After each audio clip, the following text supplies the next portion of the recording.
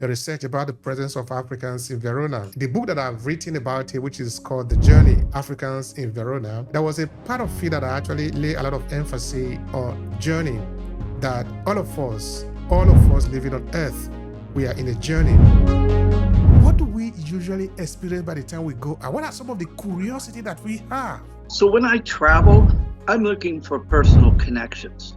It doesn't matter if it's in the Caribbean or if it's in America or in Canada or wherever in the world I am. I want to be able to connect with the average people. What kind of preparation should they make so that it becomes true that you are going to experience something new?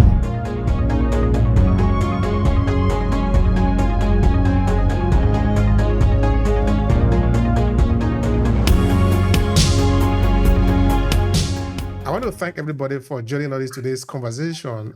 Today we are going to be looking at something that I think should be important for a lot of people. We are talking about building connection through travel. You see, travel has become something of importance to us now for some time, because it's part of the audience that we are serving. It's part of the topic that has become very important for us, in that we are trying to encourage people to connect across the African diaspora, and in this case, connect both among themselves and also to their root, which is Africa. So this is from the background that the conversation of today is coming from, which is building connection through travel. And this is, of course, part of the series, which is the Travel and Hospitality Free Life Event series. This is something that we have been doing for a very long time. So if you'll be following us, you understand that we have been here for as long as we can remember about this series of storytelling. Once it was the business storytelling, but now we have added something to it so that we now have a kind of a rebranded title. So, of course, for those of you who do not know me, my name is Obehi Ewanfoh. I'm originally from Nigeria. I'm a very proud Nigerian for that matter. I need to specify that in case somebody is wondering. For Muromi, to be precisely. So in this, we will say, Bodia, meaning, how are you? This is important for us too. So I live in Verona, in the northern part of Italy, in a city where the play by William Shakespeare actually had his sitting. The play is Romeo and Juliet. So of course, all the people that have visited the city of Verona, we usually take them around to see the statue of Juliet. That is both of a historical icon now, because history basically, when we create something and we manage to repeat it for so long a time, it becomes part of what it become our history. It's irrelevant whether it's actually coming from a historical background or non-historical background, because sometimes even from the level of neuroscience, our brain doesn't even know how to figure out what is the difference between what we invent and what is actually history. And again, I just repeat, anything that we invent, if we give it a certain amount of time and we continue to repeat it, it just becomes that. Now it is. So it is history. So that is where I live in Verona. Now today we are looking at some of the points that we're actually going to be considered are three. The first one is personal stories of transformational travel. Of course, I could go on and on, start breaking down each of these parts in the conversation, but I'm going to leave that for what is going to come after this after my short presentation, because that is why we have people here. The second point we are going to be considering is going to be cultural immersion as a bridge to connection, and the third one, of course, is going to be group travel as a community building tool. All this, of course, they are big in themselves, but of course, we'll have time to be able to touch on them. I said that travel is a bridge to belonging. This is really true. That oftentimes members of the African diaspora are placed in a survival mode. So for this reason, people don't take the time to be able to explore what they are really into, which is the journey. I remember, for example, a couple of years ago when I started the project that led to this, that was in 2013, a research about the presence of Africans in Verona. The book that I've written about it, which is called The Journey, Africans in Verona, there was a part of it that I actually lay a lot of emphasis on journey, that all of us all of us living on earth, we are in a journey because we hardly ever remain the same. We are always moving and transforming. Whether you live the village or the spot or the city or the country or the region where you were born to another part, or for the fact that you leave your mother's womb from a little drop of sperm, you transform into a living thing in your mother's womb. You don't remain there because if you remain there, you will die. Instead, you come out as a little thing. You cannot even stand. You cannot sit. You just have to lie on the bed. You only know how to cry. So your mother, your parent, they have to move you around. Then from there, you keep on transforming to who you are today, learning how to stand. All these are the journey that we are eventually, that we are continuously evolving in our life as human being, as living entity, as who we are, manifestation of the entire life as it is. So we are always in the journey, transforming, moving from one spot to other, and always transforming from one phase to another. So this is important for us as a matter of conversation. Now, you see, travel also helps us with reconnecting even to ourselves because we talk about transformation. We talk about a lot of things. It helps us to be able to rediscover who we are outside of the routine, the roles, and the expectation that sometimes we have or sometimes the society places on us. We don't just remain that thing, that moving object, that thing, that human being, or that whatever we want to call ourselves, that role model, or that individual who is moving an object to another object or shifting it from a place to another, just in that daily routine every day. Sometimes we move out from that place and we go to another place. Now we can see something new, maybe a different city, a different culture, a different color, different people, a different way of looking at the same thing that perhaps you might already be used to, but this time you are seeing it from a different vantage point, a different perspective, a different way of life. Travel helps us to have a better appreciation of all of this. It helps us to even discover who we are. Imagine traveling to the mountain. Nobody is there with you. You can have a deeper reflection about you.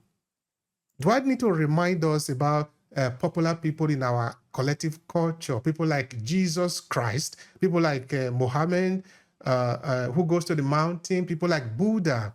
You see, most of these people get their illumination not in the midst of people. They have to travel. Sometimes the traveling can be outside, and sometimes it can also be inside. And sometimes you need to go outside for you to be able to connect inside. So travel is very vital for us in this sense, that we detach ourselves from the noise out there for us to be able to discover who we are. This is fundamentally important too. And of course, everything that we are talking about today here, they are all available abundantly on our website, A-Classes Media.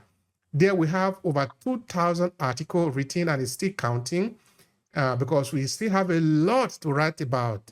I do not subscribe to the idea that there are too many content there. Of course, there are too many crafts there. That is true. But of quality content, we still have lack of it. Let me give you an instance. In my village, where I'm coming from in Nigeria, nobody have written a book about it. I'm talking of a village where you have a lot of people.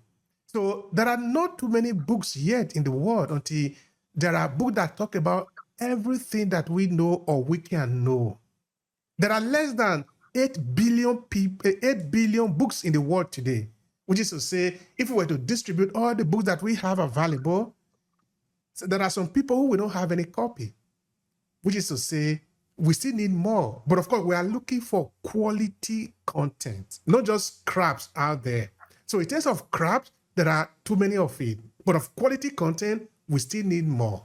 So if you go to A-Classes Media, for example, we have over 2,000 articles talking about anything from agribusiness to tourism to African diaspora history, perspective, our understanding, our culture, podcasting, business, different type of business still, because we have been interviewed a lot of people. That's another thing you will also get if you visit A-Classes Media. that you will come to be able to see interview that we have collected, have interviewed more than 1,000 people. You will be able to read their article or listen to their episode. But of course, it might be that you want to finally learn how to use the power of storytelling in your business. Then you can reach out to us. We have the story to asset framework where we basically can hold you by the hand and walk you through on how to leverage the power of storytelling in your business. We are continuously also developing something that can be useful for you. There is an idea behind the Obehi podcast. The idea is that we are deciding to record our experiences, our memory. And we're also creating a product around that now. Whether for your family, the history of your family, the story of your family, or your story, that we are saying that it should be a shame that before you die, you didn't leave that your memory. So we are developing a product about that your experience in life can become a product that speaks to another person, whether in the form of book, a video documentary, whatever, whichever way you want to put it. We are developing a product for that too. So that we're not just saying learn about storytelling to entertain people. Of course, that can also be a good thing. But we are saying learn about storytelling so that you can also tell your story. Help people to tell your story. Do you know that your ability to tell story could be beneficial to many people that look like you? Maybe in your community, maybe in your village, in your lineage, they will eventually come to have a voice. So that is important. So it's important that we learn about storytelling and we learn how to also use it in what we do.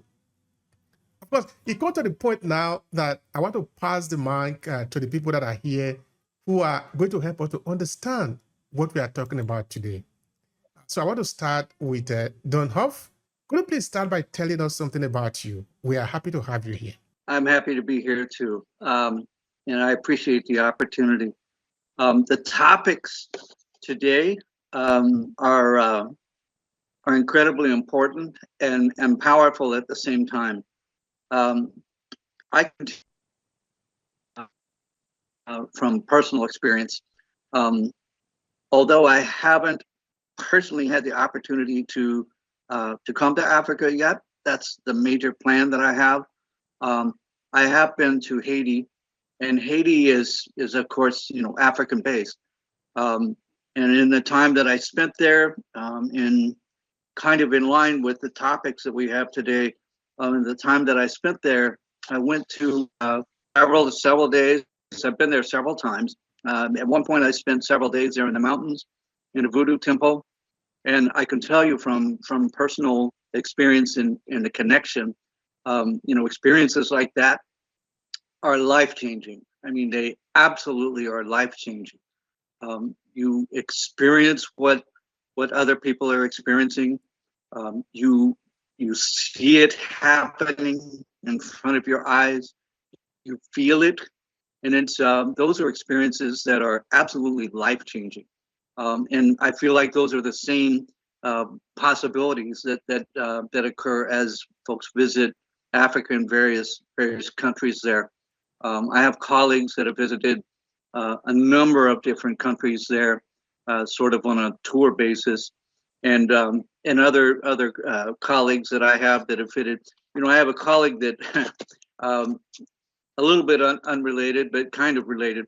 I have a colleague that went on a guided tour, himself and a guide, into the Amazon tribe that had been there for many years, decades, and they were able to secure sort of the trust of the tribe. He stayed there for a week. He went through a sort of it's a psychotic type plant that they consume. It takes them into a deep. Yes, I am Yasanta Farai, and I am, I was very much intrigued so far with the presentation by Don, because I could relate myself to a similar experience. And sometimes it is not necessarily that we do have to leave where we are to have these experiences. Sometimes it is just our maybe interest, so to speak, in whatever cultural aspects of the territory or the geographic space that we may be in at the time. For example, when I was in California, I was able to eventually get the experience of doing the sweat, which is a sort of religious ceremony that is practiced by the indigenous peoples. And that in itself, like he was speaking to his experience in Haiti, for me, was quite mind changing. And, mentally, you know, mentally, spiritually, physically, it would have had a serious impact on my life, and so just not necessarily visiting a territory and being the tourist, so to speak, it's sometimes pretty good to, get out of the tourist zone and really indulge yourself with local culture. So I think this topic really, the choice of the conversation is quite powerful. You're talking about how travel, can transform individuals and even groups. Travel forces you out of your comfort zone, revealing strengths and vulnerabilities you don't know you had. So for example, if I was not in California and I wasn't open enough to encounter another brother who then introduced me to the opportunity to be able to embrace this activity, and if I was not open-minded enough, I guess I might not have had that experience. And I don't know if anybody listening right now would have had that experience that I'm talking about with the sweat. And I guess probably you can look it up. It's an indigenous practice where they have, so to speak, like one of their chief who would organize a ceremony. They heat up some stones. You go there and see the stones being hot, blazing. And then there are like 3 segments where you go through some necessarily air, but it's more moisture from the hot, humid, so you really have to have a lot of faith and patience, and like I said, it exposes your vulnerabilities and your strengths, because you would have to demonstrate that level of strength and so on. Living in visiting different places and being engrossed in the cultures of different people make you look at things from different paradigm or perspective. While I was in California as well, I was able to embrace a bit of the Filipino culture as I was involved with groups of Filipinos. And, it broadened my perspective in looking at the way they prepare certain dishes, certain ingredients that they use, especially from the farm side of things.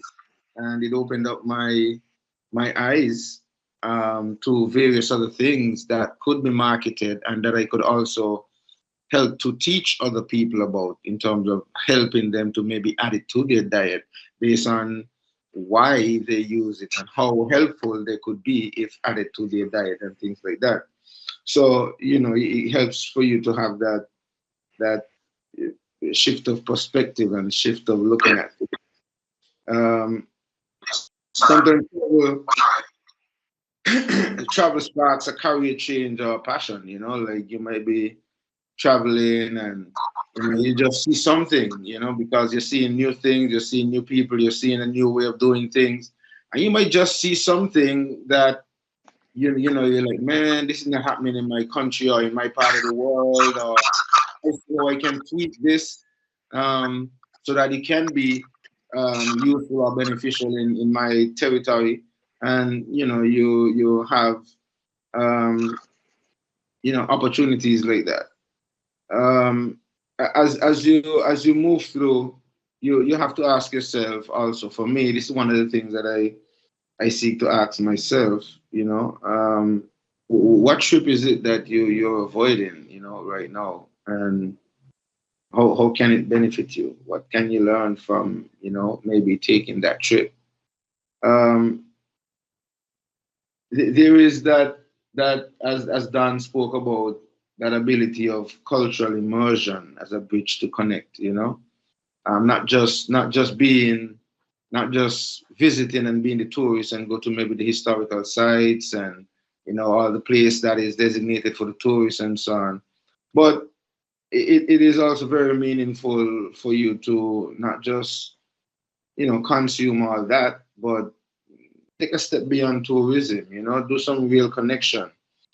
Step off of the itinerary that has been set up for you for the travel and so on, and take a local bus, go visit a little village, maybe get friendly with the family and maybe get, open enough so that you can maybe taste the cooking of the way they prepare the food in the village and so on. Those are things that because I had to be open to that as well in the Filipino community. I have a strict diet, so to speak. I don't eat meat. So I would let them know, yes, I mean, I'm willing to try a lot of the dishes that you have, but, let me know how they're prepared. And so we would have those discussions and so on, because sometimes they use eggs and so on in certain recipes and so on. And so we would have that discussion. But I am very much open to trying a lot of the different dishes and so on, and ways of preparing things, and you learn a lot from just doing that, and you give them that opportunity to cook for you and prepare whatever it is for you. And in a lot of cases too, they are very much happy and delighted to do that as a visitor or somebody coming in and trying to learn a little bit about their culture. So that immersion, cultural immersion, can be pretty critical and practical. Group travel, traveling as a group, as a community building tool, pretty lots of things that can and would be had as a result of that, because it makes you have to work with each other, because you're now not just yourself, but you're a team. Whatever experience the other person may go through, you want one or two might be able to help or assist, and or maybe learn from the experience as well. You may have disagreements and so on, but learning how to resolve, problems, building empathy, teamwork, these things are, results of sometimes traveling as a group. Cooperation. And as you travel with groups as well, you may find that members of the groups may have various, whether businesses or ventures or activities that they're involved in.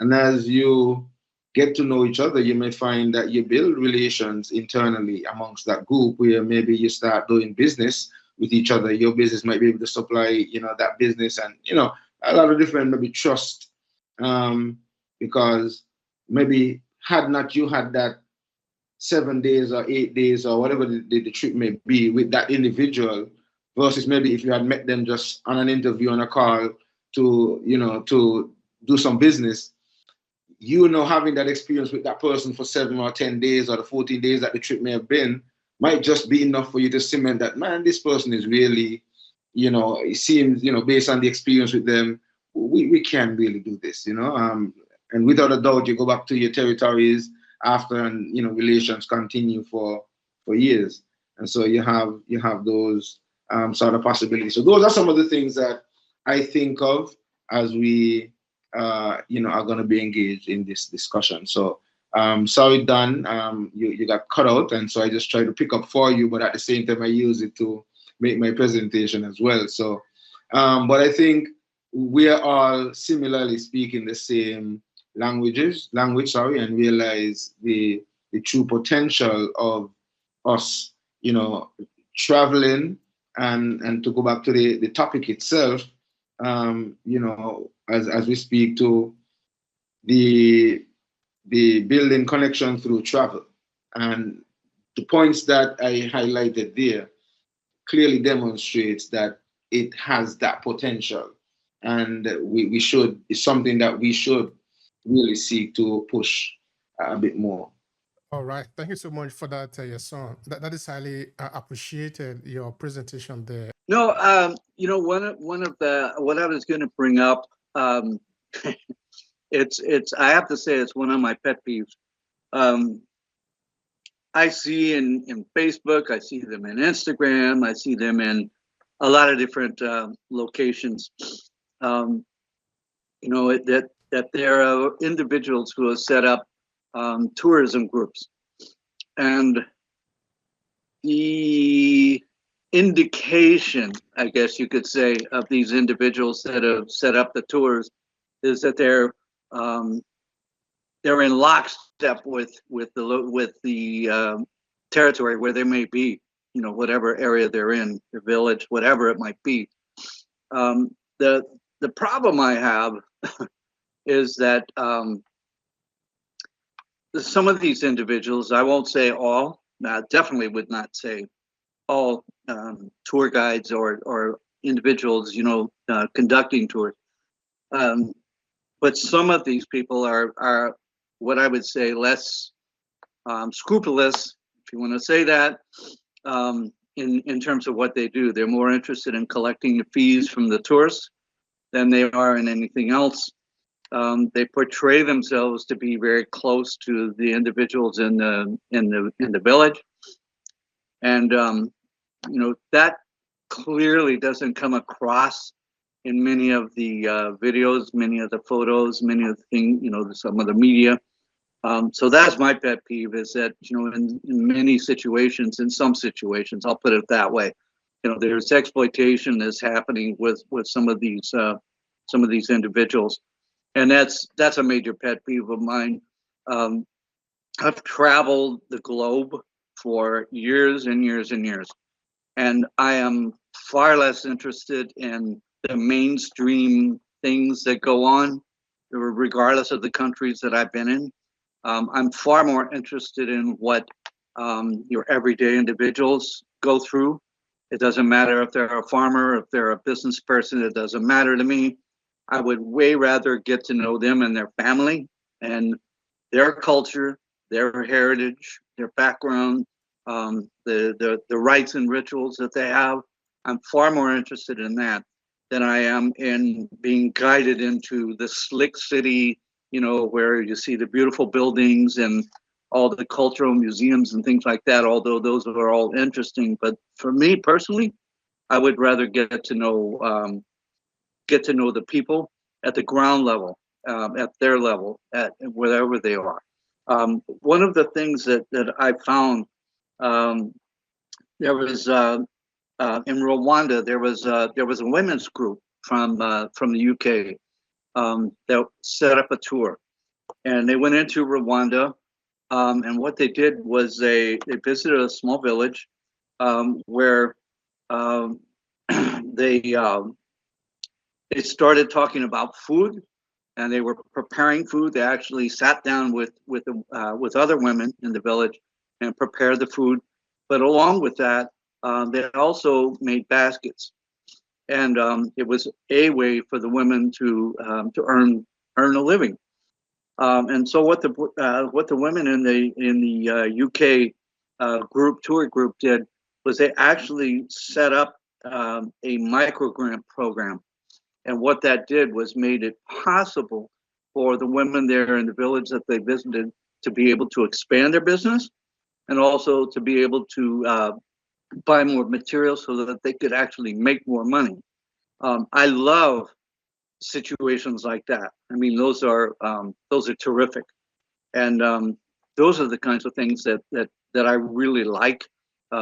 They gained an understanding of the culture. They gained an understanding of daily life, what it's like, and they gained a really good understanding of the difficulties and challenges that people have, and how they may be able to help. Those are the kinds of things that I really, really support. I'm really happy to hear about things like that. and I'd love to hear about more of them. Thank you so much for that, Don.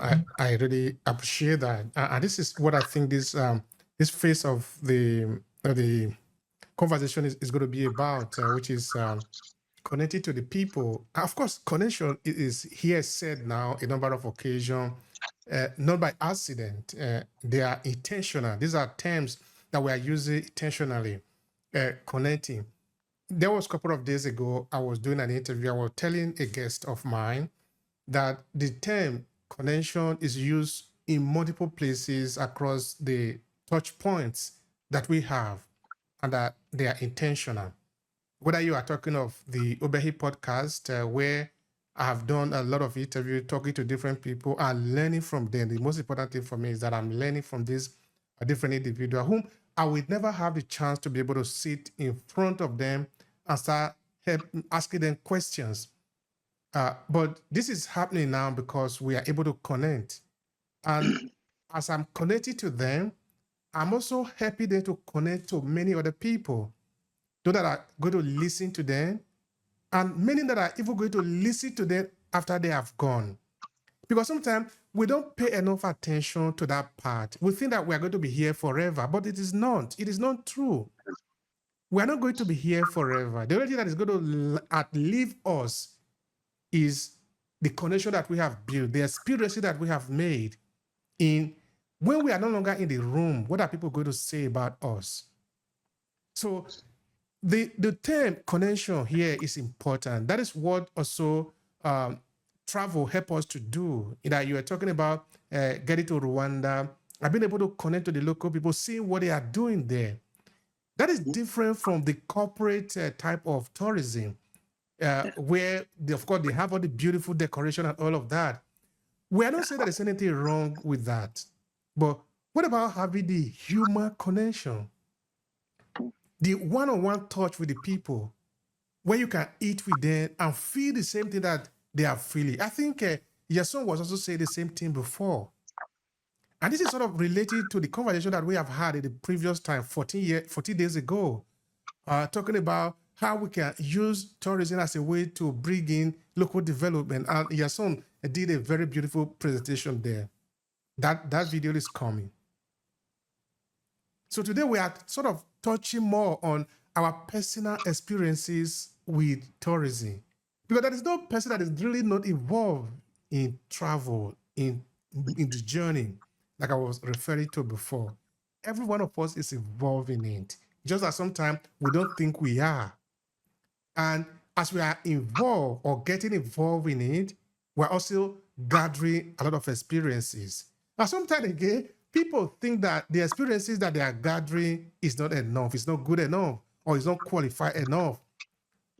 Are they the one people should be listening to? But it is wrong. Your experience is rich. Either you have seen it. At this moment, you are sharing your experiences with the world. It doesn't mean that the only person who is able to have an experience must be Tony Robbins, must be Elon Musk, or must be Jeff Bezos. Jeff Bezos have his experience. That is his experience. He cannot have my experience. I am living in Italy. Jeff Bezos is not living in Italy. I am living in Verona. Elon Musk is not living in Verona. I was born in Nigeria, in Uromi, Edo State. Tony Robbins was not born in Edo State, in Uromi, or in Nigeria. So I am more qualified to talk about my experience than any other person in this world. That is why I'm saying again that we are really passionate about the product that we are developing now, which is helping the people to understand that it is important that you keep a record of your existence. Don't just pass by like that. You know why? Because the universe, the entire consciousness, do not even have the power to reproduce you just now. It takes a lot into the production that lead to what you are today. You are the finest manifestations of the entire universe. So it is important that you celebrate this. You appreciate this. So it is important that you own your story. and you use it as a way of telling the world that I appreciate this opportunity of being here. Whether it is you want it to be transformed as a book, as a video, or as whatever it is, whichever way you prefer to leave a record, it is important that you do it. You know why I am beginning to have this very pin that is pitching in my ear that we need to do this? Actually, my head, I'm saying my head, but I'm talking of my ear. Is that I've interviewed a lot of people, I said it quite often, but I've seen also like 5 different people that I've interviewed here that are dead. Up to 5 people that I've interviewed in my podcast. Somebody will call me, the other guy that you interviewed the other day is dead. At that point, it is important that we understand that this is just a flickering of light that we call life. So why don't we take the moment to do something with what we have now? Why don't we travel sometime when we can? Why don't we, instead of just the routine, I'm not even saying let's travel out of the country where we are, even though that is a good thing. But maybe we can travel to the next city. Let's see the other thing that you're not seeing. How many things are you not seeing around you? So this is where I really want to drag in some questions here, which is, what do we usually experience by the time we go out? What are some of the curiosity that we have when we go out? Let me again remain with you, Don. When you travel, what are you looking for? Share something with us. We are interested in your personal experiences today. So when I travel, I'm looking for personal connections. I mean, I look for an opportunity to connect with people at a very personal level. Forget about the business side that we may be involved in, whatever that might be. But I'm very interested in connecting with people on the most personal level possible. I know, for example, as I worked in Latin America for about 3 or 4 years, and I had the opportunity to be invited to an Afro-Brazilian wedding. I did not know the bride or the groom, but because it is, they're very community oriented, they invite literally anybody and everybody into these events. And I have to tell you, I mean, and the people that I met there, oh my God, beautiful people. Just the experience of the cultural aspect of how they conducted the wedding is very different than, of course, what we have here in the U.S. The location itself was in a cathedral in Rio, where the cathedral was built by hand by the Portuguese in many years prior, around the 1600s, I believe. It was the most ornate place that I think I've ever been in.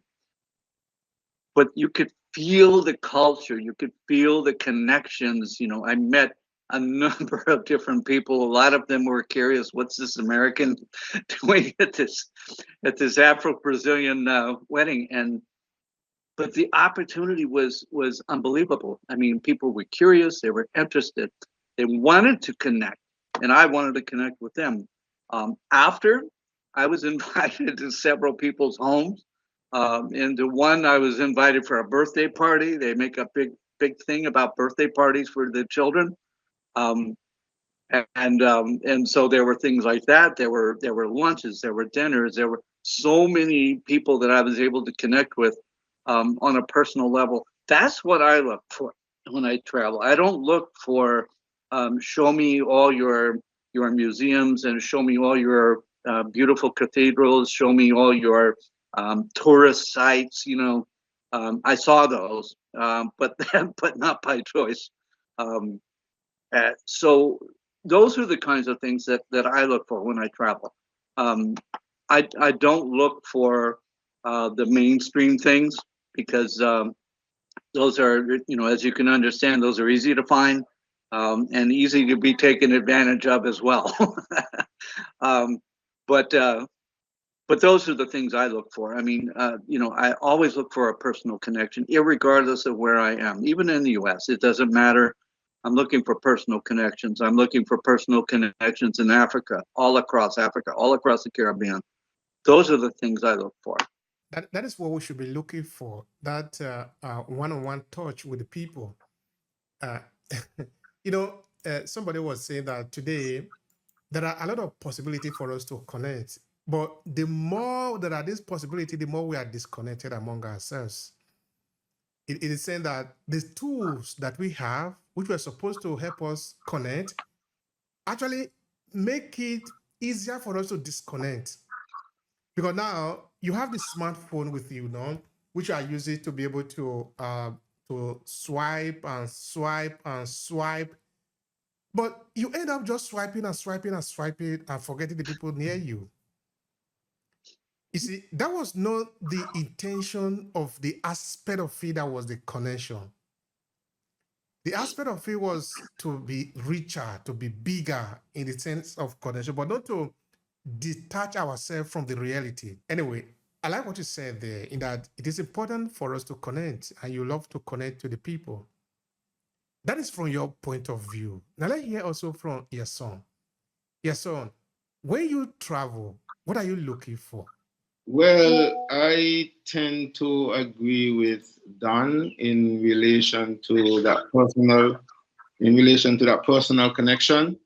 That is very, very important. I love to be able to meet with the actual people in the communities. It doesn't matter. It doesn't matter if it's in the Caribbean or if it's in America or in Canada or wherever in the world I am. I want to be able to connect with the average people. I don't just want to go to the tourist places or the places that they say, okay, these are the places for you to visit. I don't mind visiting those places either. They would have their level of interest and things that, even maybe historic as well. But however, for me, it's the, meeting the guy or the girl at the, maybe a shopping center, maybe at the park, and having a conversation. And, from there it leads to, okay, well, I know that and I know this, and you can get this there, and you can, okay, if you're interested in that, okay, or maybe I have some other, cultural aspects that I would want to share with you if you're open to it and so on. So I have that open mindset when I travel. And I love to look for me, from an African and Afro-conscious perspective as well, I sometimes put a little history into context and look at, maybe the indigenous history and, how Africa connects there, and if there's an African community there and people that I can, assimilate or at least associate and, gather information. I love art, I love music, reggae, Rastafari. So if I find that there's a group as well, I would try to research and try to figure out, how did you guys get here, and, things like that. I kind of tend to some extent, be a cannabis connoisseur as well. So wherever I go to, I would love to be able to taste and sample. So I'm going to try to find somewhere somebody that's going to connect me. So I think it's a lot of these things too that I guess keep me so grounded as well, because in a lot of cases for you to find these things, you're not going to find these at the high touristy, places, unless it's, but when you do talk to the people on the streets and or wherever, they'll be able to connect you with whatever. And so I like that. And then that way, like I said, I prefer to learn it, even though you may have the information from the tourist board and from whoever might be in authority.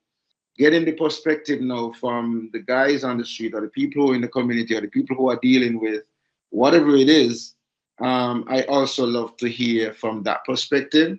So then I could, gather whatever experiences myself. And I in most cases, do prefer to have those cultural experiences where that person maybe eventually invite you to their home or invite you to some function, like Don was talking about. When I was in grass with the Filipino communities, they make a big thing out of their birthday celebrations and anniversaries, and it seems as if they would find almost anything to keep a little family party. But it means a lot to them, and that you see the kind of efforts that they put into putting these things together, and how families would collaborate and do things, and makes me think how in our territory or in our scope of things, like the people in the Caribbean have lost a bit of that sort of community together, that I see at display in some of those spaces. And so it's always good to have that. Those are some of the things that I look for when I travel. All right. Thank you so much for that. I really appreciate that. I really do. And that is really the beauty, the beautiful part of it. All right. Now, we have seen it from the point of view of those who are traveling, which is we as people. But is it possible that we can also have a kind of expectation as people come to visit us? Do we have some challenges sometimes in being able to understand what people are looking for in us? I'm looking at it now from the point of view of you as a Tafari, who is proposing to people that should come and visit you, as not just as a kind of friendship, but as a business, no? Because the other day we talked about agribusiness, where you can take people around inside your farm, help them understand what is happening, no? How you are transforming your idea into reality. When you are doing something like that, do you have a certain expectation from the people that are coming in terms of how they should relate with you or interact with you or interact with your proposal to them? What do you say about that, or say about that from the point of view of the receiver of the tourist in this case? Well, I think based on my personal experience and the experiences of a lot of visitors to the Caribbean, I've been in the hospitality industry for a number of years. Prior to education, being in the education system, I worked for a Four Seasons resort on Nevis, a 5-star hotel that's still operational here on the island. And I did 5 years with them, working at various different aspects, from being a houseman to being server in the dining room, to working in landscaping, working in engineering, working in housekeeping, like various aspects of the hospitality industry. And there are the type of people in the industry who would care for visiting a 5-star hotel. And as the tourists and the tourism industry have grown, there are people who would now maybe prefer to just have an Airbnb and be able to experience the culture of the island that we're speaking. And seemingly, there is a higher demand for that level of tourists now, where people are seeking to visit for, experiencing the culture, the wellness, the fruits and the vegetables, and learning, just how things are done. And so even from the tourist or the government side of things, they're seeking to open up to these types of alternative products that could be offered to visitors. One of the setbacks to that was, I think, the fear of, especially in the Caribbean where I am, the market is I should say, geared more towards the America and European market, so to speak. And so then the fear of, maybe somebody going off of the routes that are prescribed, and going into maybe a village shop and maybe eat something and maybe get ill, and then trying to sue, so a lot of these different fears, so they would tend to not want to encourage the tourist or the visitor to take that adventure. However, seemingly in these times, as the demand is growing, tourists is now looking for that sort of experience where they want to be able to go into the villages and stop by the village bars and, you know, taste a local, you know, juice that is being brewed, or, you know, having stopping by one of the Ital bars that sells Rastafari food and be able to see Rastafari go through the garden and pick the food and cook it in front of them and share it. You know, so there are a growing demand for that sort of activity. So being able now to help to develop such a product and market it, and with the assistance of even the governments and so on and the tourist industry, then you're poised to be able to target those groups. And as we are now not just looking at the European and American market, and we are now seeking to build that bridge between Africa and, you know, looking at Asian communities, and, you know, whether it's people from Dubai or Saudi Arabia and so on. Caribbean is sort of still like a hidden gem, and I could speak to St. Kitts and Nevis specifically. A lot of people don't know that, you know, that there's a St. Kitts and Nevis. They know about Jamaica, but, you know, St. Kitts and Nevis is like a tiny dot somewhere tucked in the Leeward Islands in the Caribbean. So, and Nevis itself is still a little hidden paradise, only 13,000 people on the island.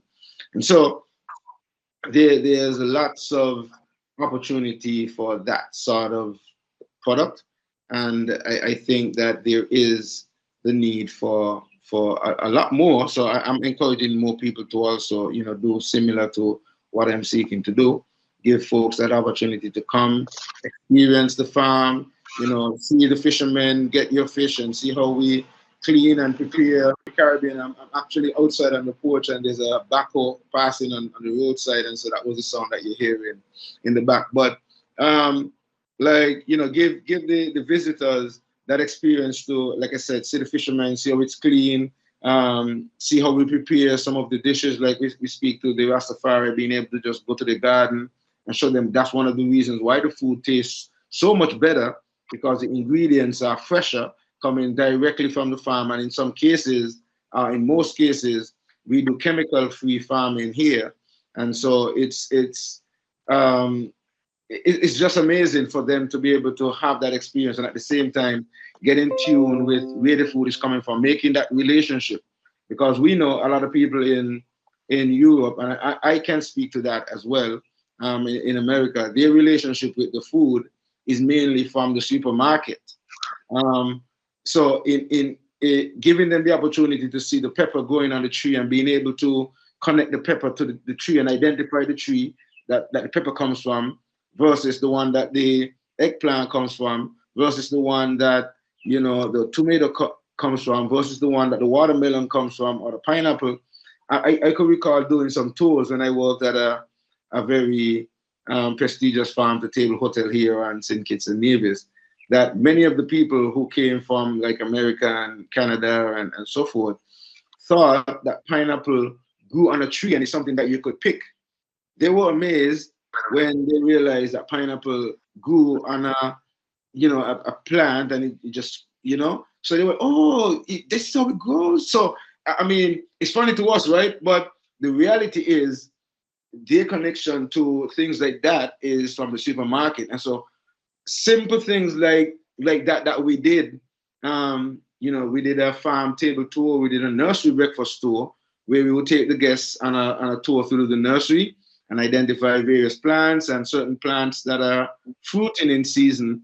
We give them the opportunity to taste some of the tropical fruits that they have never experienced in their life, or may have seen in the supermarket, but didn't want to try because maybe they might be costly and they don't want to, you know, spend the money and try it and it's not good, and, you know, but they come to the Caribbean and they get a chance to taste it for the first time or learn about it, and it might be something that they decide, no, okay, when I go back, now I know what it looks, you know, I used to see it in the store, but I never, you know. And at the end of the day, at the end of the tour, we would sit in the middle of the nursery under this big old mango tree that was about almost 200 years, and would have, you know, the breakfast setting, and around is all of the herbs in the nursery, and we would pick like the lemongrass and put it in the teapot and explain to them that in the Caribbean we don't use tea bags, unless it's like when a visitor comes and they ask for specific tea bag.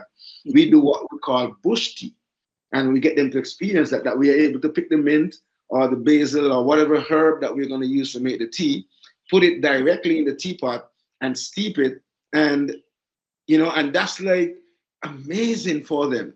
But these are the things that we get to do, and showcase what we have. And like, I think, I'm not sure if it was OB who was saying earlier that sometimes we think that the culture is not good enough.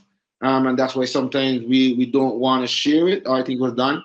But no, there's a set of people who are recognizing that they really need to look into the cultures that's presented by the locals, that the countries that they visit, and embrace it a bit more. And what I am seeking to do is to be able to provide that. So when you come, it's not just my farm that you're going to be able to visit, but I want to be able to allow you to visit other farms and have other experiences. Or, if you're interested in beekeeping, maybe get you to see an apiary. If you're interested in the sea, then get you to connect with a fisherman and maybe be able to go out and see how it is actually done and have that experience. And you could see what happens when they come back in, and how the locals, get the fish, and then how it is cleaned and prepared and things like that. So you have that real cultural experience. Mango is in season, what we do, how we go and pick them, and how we sit in a community at times and have like a big bucket and just put water in it, and everybody just sit and eat mangoes until your belly is full, and then you drink water and you don't have dinner.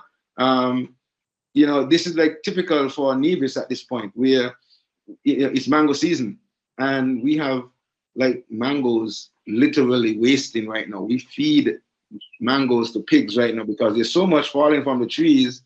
And so to have people being able to experience this and be able to taste the 40 plus different varieties of mangoes that's on the island here, just on one tiny little island.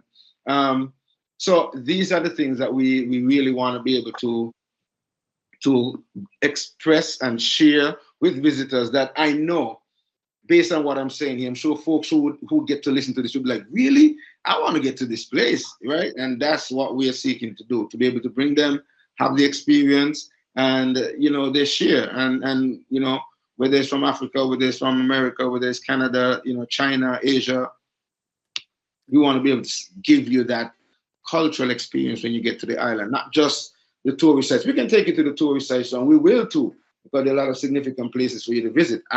Alexander Hamilton was born on the island of Nevis, and so for the Americans, that's something significant for them to see, and so we would want to incorporate that into the tour and so on for the Europeans. And then if we have the Africans, we would look for the things that are significant, and we can highlight and incorporate that into the tours as well, and the activities that would take place while you're visiting and having this farm experience. I like what you're sharing there. And they are really significant, no? Particularly the aspect that look like should I call it, inferiority complaint that people sometimes feel about their culture, which make it impossible for them to even sell that culture to other people. And I think it is not fair. I think we need to start by celebrating who we are, our culture, so that we can share also with the people that are coming in. You see, it is said that traveling is part of education. That can only be real by the time we go out, by the time we allow people to experience what is the reality of the destination that they are traveling into. Because imagine that you are a traveler from Germany or France, you want to travel to Nigeria or Ghana or Tanzania. You want to come with your experience in France or in Germany to go and experience it in Nigeria, in Congo, or in Tanzania. It doesn't make any sense. You have nothing to learn if you do that. Instead, as you are moving in from Canada or from the US to Congo or Nigeria or Ghana, put it in your head that you are moving into something different from where you are coming from. Whether in the way the people talk to you, the way the people understand things, the kind of food they eat, the kind of dance, the kind of joke they dance to, the kind of way they do things, because this is what is going to make you rich. This is what is going to make it different. It's going to, otherwise, you just live a city in New York, then you come to Lagos, they prepare another city that look like New York. You haven't done anything. You just waste your time in the air. It doesn't make any sense. You should know that when you go to Lagos, you are not in New York. That is the difference. That the people that are talking to, apart from the fact that they might have different skin color, but they also have different philosophy. They have a different approach to life. You see your son and also adult talking about before the importance that people are placing on something as small as birthday. Have we talked about burial? That could be really important, particularly for African diaspora. Do you know how burial is done in Africa? It's completely different from what you might have experienced or read about in the West. So you don't get this by reading a book or by having a tourism package designed for you the way that you have always experienced it in the West. Africa is not West. Africa is Africa because of these different dynamics, which help you understand that when you are in Africa, don't pretend that, in fact, it is impossible for you to pretend that you are in New York or you are in Paris, because this is Africa. Everything is Africa. The way people see things, the way people do things, the way people understand things, the way people perceive things, it needs to naturally be different, because that makes you understand that you are not somewhere in India or in China. You are in Africa. Of course, it's the same. When you get to India now, there shouldn't be any confusion that am I still in Lagos or am I in New York or am I in Paris? No, you are in India. And it just because it is written India, it's because there are a lot of things that make it clear to you that this is India. Otherwise, there will be confusion. We don't need to do a kind of a carbon copy now. We need to help people to experience this thing called tourism. That by the time they return, something must change. Something must be different. That you have experienced something different from what you knew before you got there. I don't even want to know whether you are a professor or you are an expert in a certain topic. By the time you get into another territory, be ready to learn. That is why it is said that traveling is part of education. Because if you travel to a place, you didn't learn anything because you didn't experience something different from what you have been experiencing. You wear your coat and tie in New York. Then you get to another place, you wear your coat and tie. But did you know that there are some places that you will get into, you don't need coat and tie? Because assuming maybe, for example, you are in Russia, no? It's very cold. So you wear your heavy coat. Now, for you to live in a place like Nigeria, for example, if you live with that kind of heavy coat, you will die because it's too hot. Nature is telling you that you cannot do that here. I'm just saying the obvious now. But what about food? So we must be open up to this experience. Otherwise, it doesn't make any sense that traveling is part of education. So traveling really is part of education. But for there to be education, you need to be prepared to learn that you're going to eat something different, eat it maybe differently, or laugh differently, or understand things differently, dance differently, because it is different. But being different doesn't mean it is less quality. Doesn't mean it is wrong. It means different. A man is different from a woman. It doesn't mean a man is better than a woman. It is not true. A child is different from a father. It doesn't mean anything other than a child is different from a father. That is what it is. It needs to be appreciated. If you take two flowers up, one must be different from the other. There's no need pretending that, they are not the same. We need to appreciate them for what they are. And that makes it beautiful. So I have a question for you there, Don. This has to do with the idea that we should help people understand that when they move from a place to another place, how much preparation should they make so that they don't pretend to see what they have left? They are going into another territory. They need to see another territory so that it can be true that traveling is part of education. So I'm talking now. Let's look at it from the point of view of who is traveling. What kind of preparation should they make so that it becomes true that you are going to experience something new? Don, what do you say about that? So I will say this, um, that prior to my initial visit to Haiti, I guess I had a predisposed idea of what it might be like. And when I was literally on the ground there over the several trips that I've taken there, you realize what it's really like. You see how challenging life is there. You see the spiritual aspects that people cling to. You see, you hear from elders there. You see and understand stories that are not written anywhere. The oral history, you hear things like that. Those are the things you have to be willing to be open to and to be willing to listen to. I found a quote that I think fits right here. It says, connection through travel isn't just about where we go, it's about how we show up, who we support, and what we take with us when we return. And I will tell you that that once you return from these various experiences, those are the things you want to be open to cling to over time. I mean, those are things that impact you personally. Those are things that you can internalize. You begin to empathize more and more with other cultures, with other people. You get a better understanding of how difficult life is for some people and how luxurious, even if you're having your own challenges, how luxurious your own life is compared to other countries, other people. You find out about that. But I think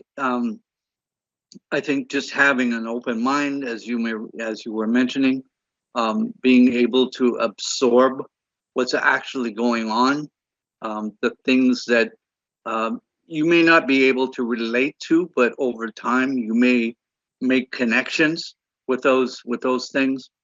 But I think again, it's what we take with us when we return. I know that there's been a big emphasis on in Ghana, for example, on returning to Ghana for African Americans, and I know of several who have gone. They've gone there to the Cape Coast Castle, and they came back and they said, "I will never be the same. I will never think about things the same way. I will, the experience there was a deep, deep emotional experience, something that will impact them for the remainder of their lives." So I think, the idea of being able to not only have an open mind, but having the ability to actually absorb the experience and have it flow into you personally. Those are the things that I think are super important. Thank you so much for that. Remain there a bit more because that is actually touching the essence of the entire conversation, which is we are not going to be the same after we have this encounter, this journey, particularly for people of African descent that we are speaking to here about reconnecting to their root, our root. When it eventually happens to you, you will change. Something will happen inside of you that Yeah. for you to remain the same way you are, you will just be pretending to yourself. That is what it essentially means. We have partners all across Africa for our tourism packages. Uh, Sometimes I do speak to some of them in this term. remember that the people we are sending to you are not just tourists. They are Africans that are returning home. You need to look at them as people that are returning home to visit home, so that you need to help them to appreciate this home for them. And it doesn't matter whether, okay, now I'm talking to our partner in Tanzania. Maybe the people that are coming that have nothing to do with Tanzania in terms of the country Tanzania. Maybe they are coming from, their ancestors were taken away from West Africa. It doesn't matter. I'm not saying in the sense that, okay, maybe they are Nigerians, so let them feel at home. As long as you are an African, wherever you are landing in Africa is your home. So we want them to feel this impact. And by the time that happens, the rest become easier. This is an important part of the conversation. I have seen too, like you were referring to, Don, that people say things have changed. It is true. I've seen people cry after the experience. Yeah. Cry is not a sign of weakness. It's a sign that it really touched you inside, in the deeper part of you. It's an emotional, it's an emotional equation, a chemical reaction in you that this thing have reached that part. It's an evidence that it have reached there. It's not because you are weak. So if you have to cry, cry. It's okay. It's really okay. Yeah. I've forgotten the name of this guy. He was saying that if something changes in you, you can't become the same again. That you can't change and remain the same. It is impossible. So when we want to embark on this journey, this travel, we don't need to pretend that everything is going to remain the same. You don't know what is going to happen. But we hope that when you transform, it's going to be always for the better part of you. And in most of the cases, it's always for the better part of you, because it's sending you on a journey of rediscovery, of finding out more, of turning back, looking back again. This is important.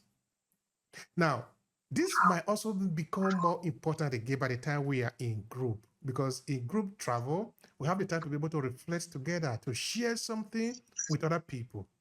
Even though we might have a kind of a personal touch in us, but this personal touch sometimes need to be expressed with other people, because you can't keep everything inside. No, life is not it's not designed for you to experience alone. You need to live it with other people, experience it with other people. That is also another thing that we say about group travel, that when you travel together, it becomes more richer in most of the cases. So I don't know if you have anything to say about that, the importance of traveling together sometimes, so that we're in companion of like-minded people.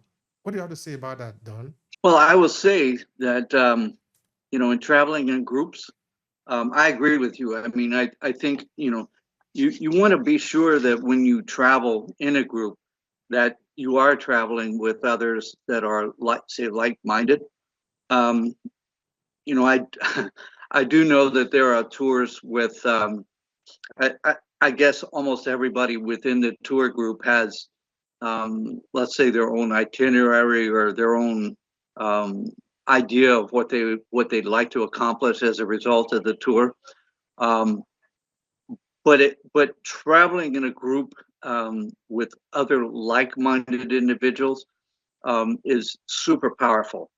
You get the connections from one to another, and you also begin to gain insights into each of the other people in the tour group. You get insights into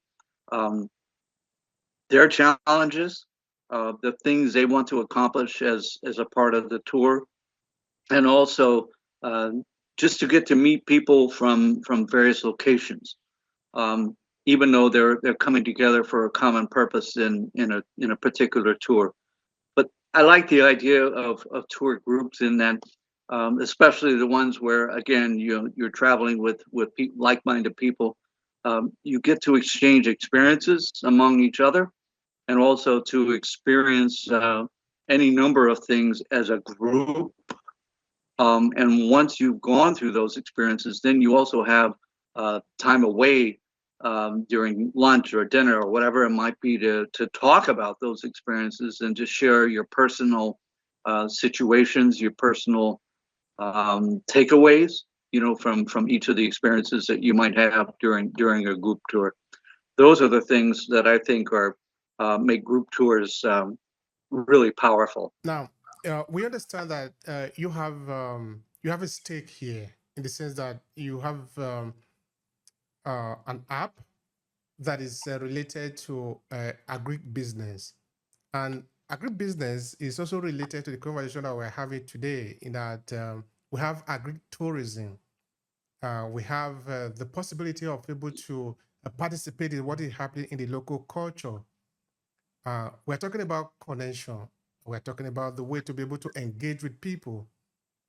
Is there any way that can be relevant to the conversation that we are having today? Could you use this moment to share with people how maybe they can learn more about you and what you are doing? Well, the work that we're involved in right now is in a mobile innovative mobile app is designed specifically for Africa and the Caribbean. A part of it, not all of it certainly, but a part of it is oriented around establishing farms in various countries. And Yasan and I have had a number of different conversations, and I completely agree with the idea that as these farms are being established, they're being established for the purpose of training young farmers in what agribusiness is all about, and farming, everything from soil to table. But I think as a part of that, what we want to do is introduce the idea of agritourism into these farms that we want to establish in various countries. And I think Yasan, in some of our conversations, he sort of outlined, what something like that could look like in terms of, what could be grown. There actually can be revenue generated from these farms as well. But the idea of introducing agritourism into those farms would be useful and helpful. I think on the tourism side, as well as on the side of Grow Mobile, where we're actively seeking to reach out to as many farmers in the farming community as possible, and any other kind of agripreneur that might be out there. Those are the people that we're looking for to become involved in Grow Mobile. That's just a piece of it, but and there's a number of different parts in Grow Mobile. But I think the farm side of it and the training side of it is valuable, and the idea of having tourism involved in those farms, I think, would be really, really helpful, really, really valuable. All right. Thank you so much for that. We appreciate that. And of course, we remind all the people that are listening here to reach out to Don and ask.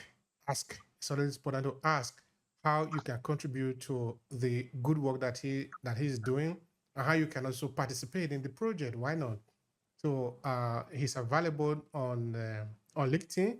Don, is there any other place that they can see you? They want to learn more about what you do? Well, they can actually look to our website.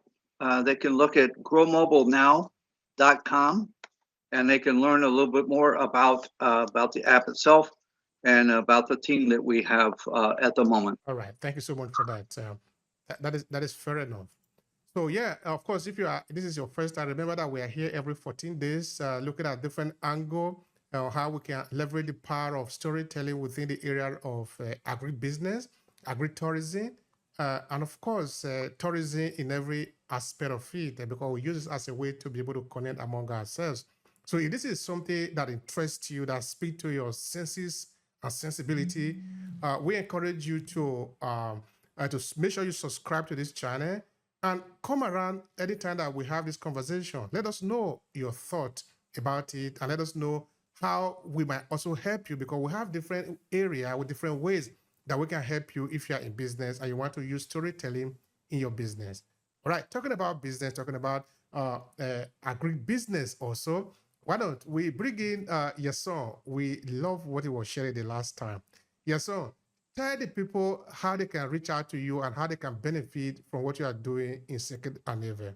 Okay, Yasan Tafari. I am on LinkedIn as well as Yasan Tafari. You can also look for me on Facebook as Yasan Tafari. On WhatsApp, you can get me at 1-869-665-8459, or the US number is still active over here, which is 1-559-541-2758. And I'm always open for engagements and discussions.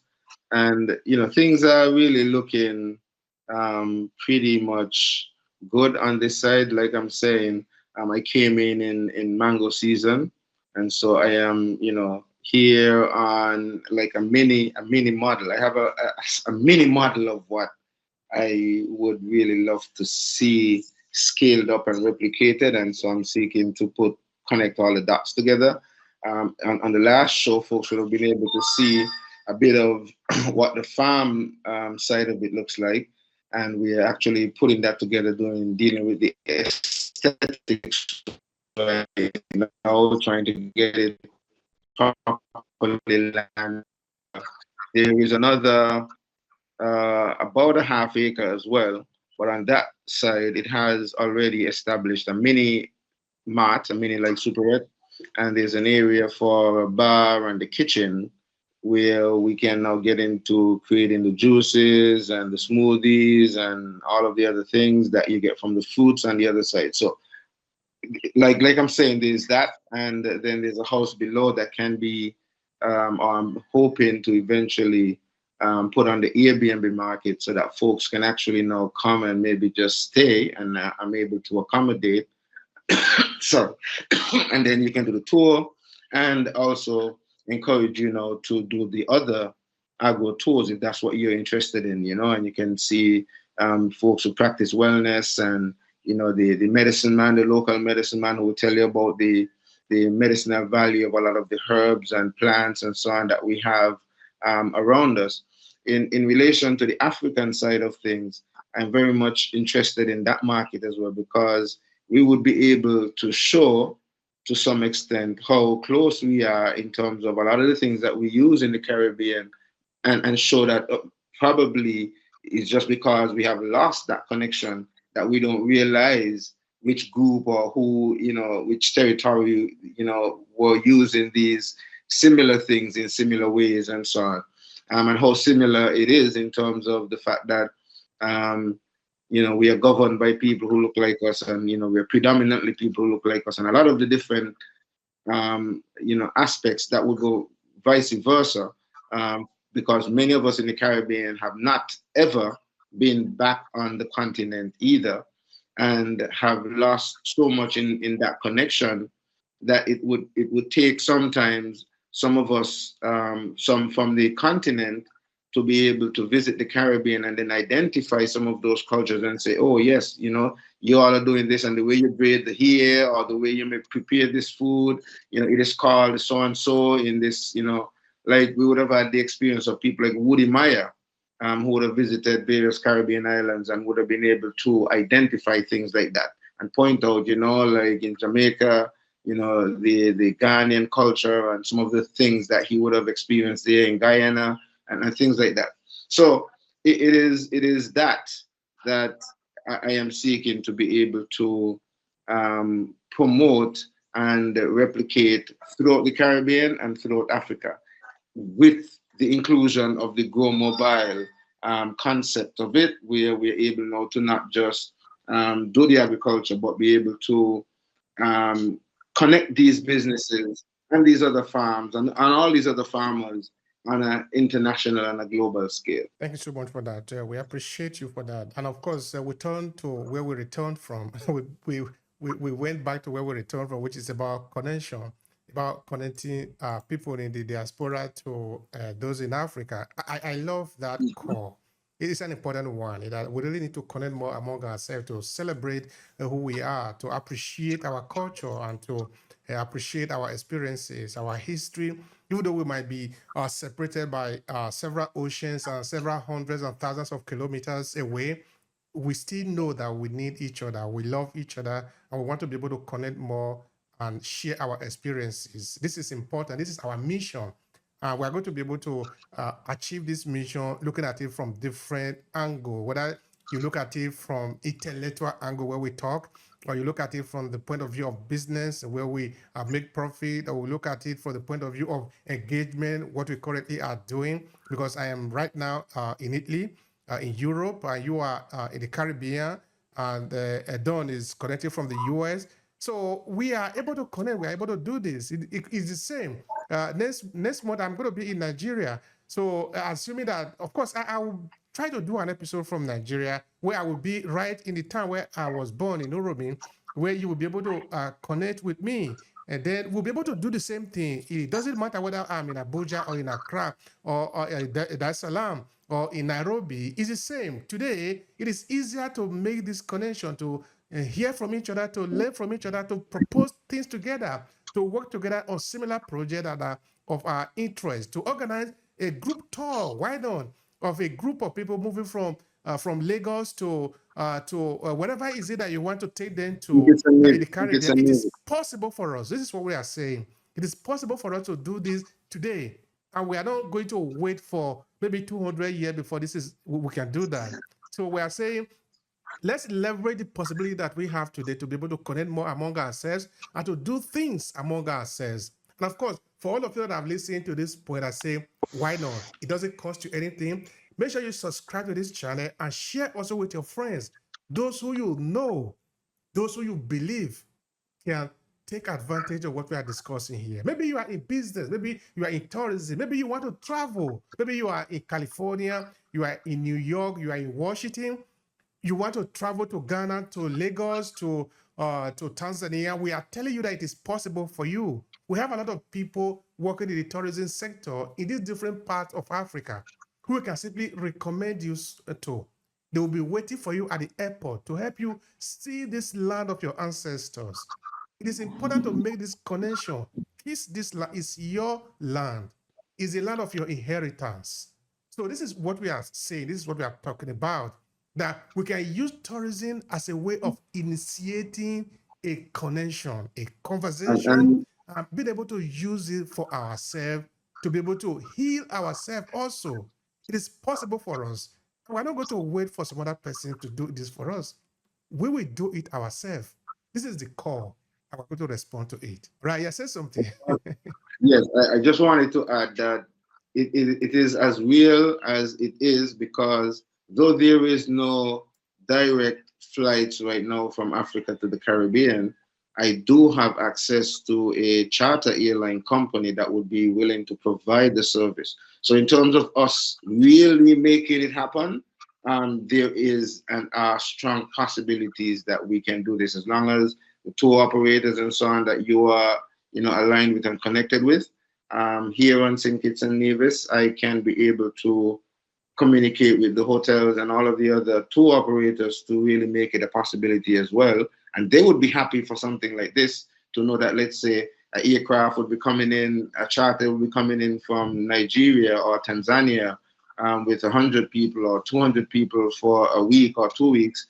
The impact that would have on the country, it would be, tremendous. And so it is real. And I have thought of these things, and that's why I've sought to, over the years, make these connections to really make it a reality. I know that I need a demo model. I keep saying that, because a lot of these things, they may sound abstract, but it's only when you could at least materialize it and somebody can see it that they may be more willing to invest in the scale up and the replication of such. And so that's where I'm putting in the work right now. I'm seeking to put my work where my mouth is, and whatever little investment I have where my mouth is. Not like some others who do have a lot of fancy speeches, but then when it's time to invest in agriculture, agro, tourism projects, the money is just not coming up. So that's part of what I'm seeking to do in terms of realizing it, you know, just really putting in the effort with whatever that I can to make it a reality right now. Thank you so much for that.